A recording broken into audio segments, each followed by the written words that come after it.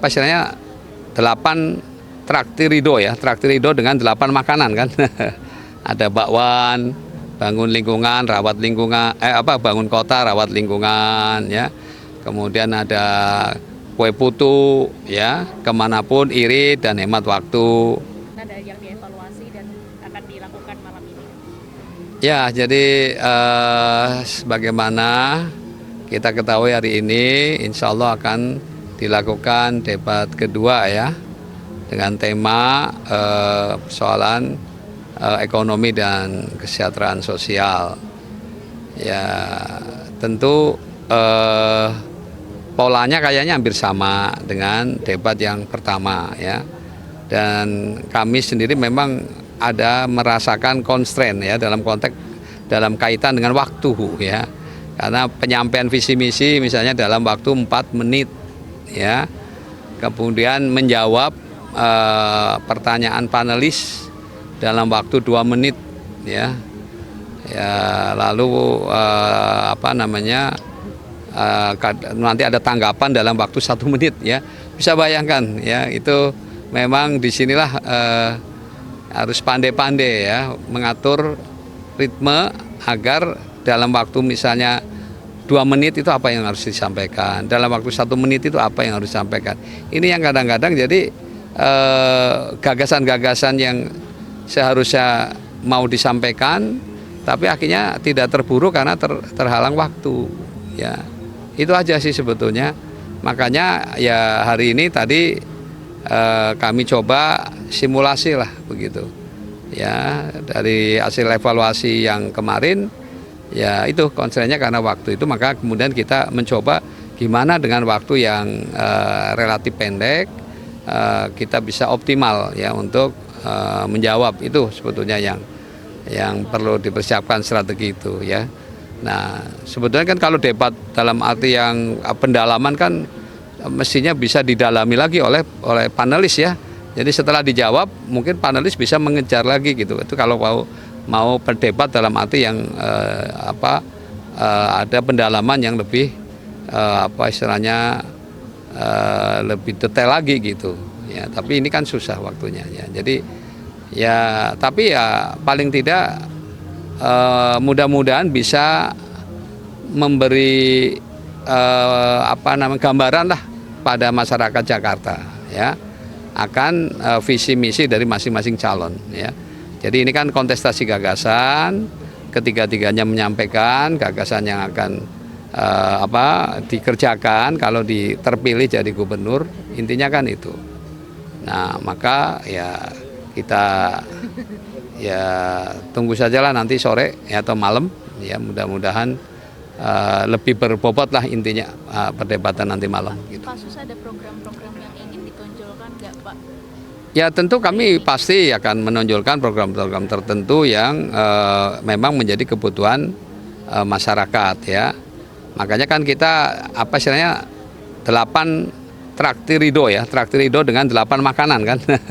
Ada bakwan, bangun lingkungan, rawat lingkungan, bangun kota, rawat lingkungan ya. Kemudian ada kue putu ya, kemanapun irit dan hemat waktu.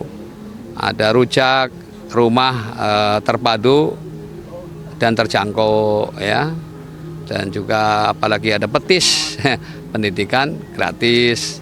Ada asinan, agenda solusi banjir aman ya, dan juga ada semur ya, sembako murah ya. Itu supaya untuk memudahkan aja. Jadi terpaksa kita menggunakan idiom-idiom seperti itu untuk ya supaya orang ingat, oh program Ridho ini ada 8 makanan nih gitu ya.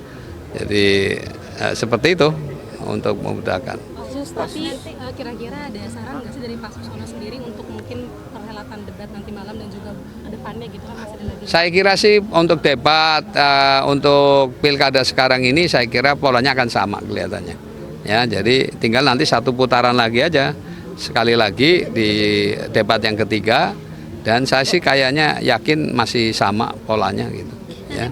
Nah mungkin baru yang penting barangkali ke depan ya, ke depan yang mungkin perlu barangkali ya dievaluasi oleh KPU atau KPUD-nya kira-kira supaya lebih berbobot lagi seperti apa ya, itu kan wilayahnya KPU. Ya. Nanti berangkatnya sama Bentar, PRK? ini tadi, hah? Berangkat Oh iya ya, nanti berapa, Pak? pasti. Ya kita kebagian nanti yang ketiga ininya, kedatangan. Jadi kedatangan nanti itu karena waktu yang awal debat pertama kan kedatangannya berurut tuh nomor 1, kemudian selisih 15 menit nomor 2, baru selisih 15 menit lagi nomor 3. Nah sekarang nomor 1-nya nomor 2 gantian nih. Ya jadi nanti nomor 2, 15 tahun mungkin kemudian nomor 3, baru kemudian nanti terakhir Ridho. Ya jadi Ridho nanti kedatangannya yang ketiga. Gitu. Katanya ada latihan public speaking juga ya Pak, berkaca dari debat yang pertama kemarin. Ya pastilah kita tadi ya, supaya kan kadang-kadang orang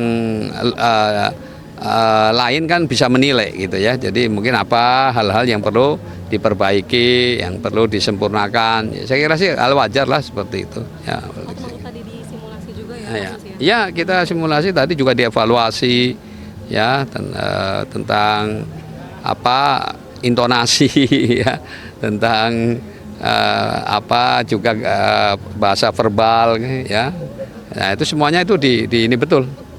Ya dikasih masukan lah gitu. Ya. Biasalah namanya Jakarta kan biasa dengan pantun, saya kira juga bukan hal yang baru. Semuanya Ditampilin lagi. ya nanti biasanya ada lah, selipan ada, pasti ada. Kasus ini kan kemarin kalau dari survei yang setelah debat pertama itu ada tren penurunan dari Ridho. Apakah itu juga menjadi strategi untuk malam hari ini untuk melihat juga program paslon lain, kemudian mungkin menyanggah, mempertanyakan ulang gitu karena dari hasil survei juga gitu sebagai evaluasi dari tim itu? Ya nyatanya survei ini kan banyak surveyor yang juga berbeda-beda ya hasilnya kan gitu ya. Nah intinya sih kami tidak terlalu terbebani dengan hasil survei itu, justru kami jadikan masukan aja ya. Karena ada juga dari hasil debat itu justru kita naik agak tinggi dari debat pertama ya. Makanya jadi agak susah ngukur karena kalau hanya berpedoman pada satu surveyor gitu. Nah, jadi harusnya dari surveyor yang banyak ya kemudian kita jadikan masukan-masukan ya untuk perbaikan-perbaikan ke depan. Berarti elektabilitas bukan patokan ya Pak? Ya saya kira selama belum nanti di hari hanya, saya kira fluktuasi itu masih sangat mungkin. Apalagi ya tadi ada ini, makanya ini menarik ya, kayak kemarin kan survei LSI bahkan Pram di atas ya, tapi poll tracking kan justru kita malah jauh di atas Pram kan. Nah makanya saya kira nanti bagus itu kalau kan mereka katanya mau diundang oleh perhimpunan surveyor itu ya, apakah ada yang melanggar kode etik nggak, karena dalam survei juga ada metodologi yang juga harus dipatuhi kan. Nah saya kira itu bagus tuh kalau bisa untuk pembelajaran supaya jangan adalah survei yang sifatnya abal-abal gitu. Jadi sebaiknya aturan-aturan baku survei itu harus tetap dijalankan. Debat kedua ini optimis untuk menaikkan elektabilitas juga ya Pak, mungkin dari hasil. Ya intinya kami pokoknya akan berikhtiar secara optimal untuk menyampaikan gagasan-gagasan kami. Ya mudah-mudahan saja ya masyarakat kemudian menilai bahwa gagasan Ridho ini lebih baik misalnya gitu ya. Yang jelas bahwa Pak Ridwan Kamil itu bukan orang yang baru ya dalam dunia pemerintahan kan, pernah jadi wali kota, pernah jadi gubernur, pengalaman dia di luar negeri juga banyak ya, karya-karya beliau di luar negeri juga dihargai ya. Jadi ya menurut saya sih ya sayang memang keahlian beliau itu kalau sampai tidak warga Jakarta menikmati ya. Mudah-mudahan saja Pak Ridwan Kamil sebagai gubernur nanti bisa ya melampiaskan ya karya-karyanya yang terbaik lah untuk Jakarta ini ya, terutama mengentaskan soal kemiskinan ya, soal perumahan yang kumuh ya, soal transportasi ya. Makanya salah satunya kan ada Riverway kemarin diributkan juga kan.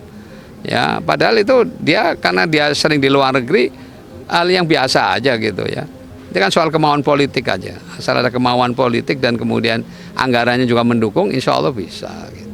Pasus ini kan temanya ekonomi dan kesejahteraan sosial nih Pak. Pasus juga sering jalan turun ke lapangan juga melihat fakta lapangan ketimpangan sosial sendiri gimana sih Pak?